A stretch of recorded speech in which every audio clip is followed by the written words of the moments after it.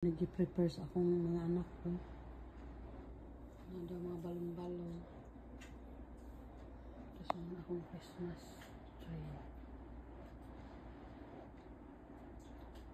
Tapos nakabutang daw happy birthday. Tapos ang nag-surprise ako kay kanang nagkaon diha ba og si Inday to sa trabahoan.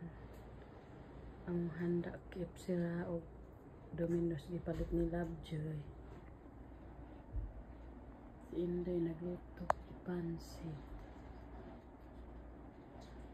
Tapos naka-display na ako ang mga painting dyan.